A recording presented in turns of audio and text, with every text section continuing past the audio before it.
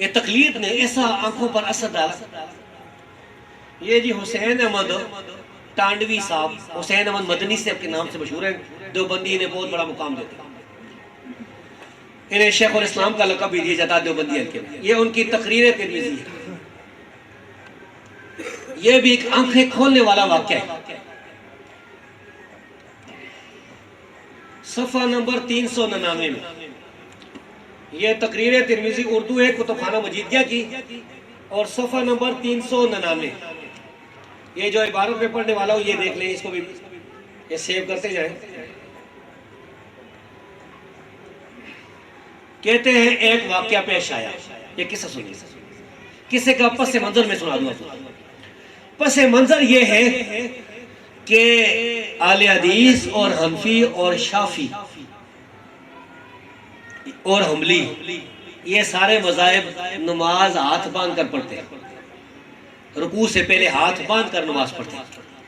اور مالکی حضرات جو ہے وہ ہاتھ چھوڑ کر نماز پڑھتے ہیں رکوع سے پہلے. اب ایک کسی جگہ میں ایک مالکی تھا، ہاتھ چھوڑ کر نماز پڑھتا تھا.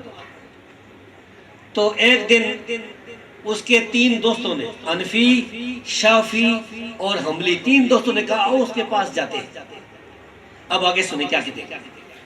کہتے ہیں ایک واقعہ پیش آیا کہ ایک مرتبہ 3 عالم حنفی، شافعی اور حنبلی مل کر ایک مالکی کے پاس گئے اور پوچھا کہ تم ارسال کیوں کرتے ہو؟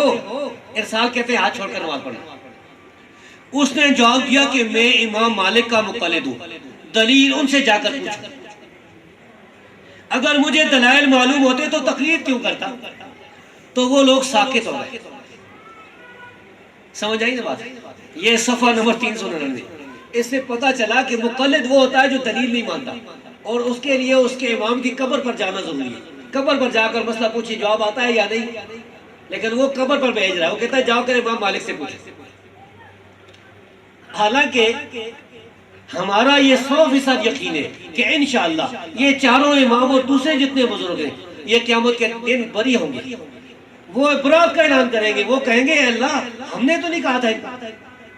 قطعاً یہ ثابت نہیں ہے کہ ان اماموں نے لوگوں کو کہا ہو کہ ہماری تکلیف ہے.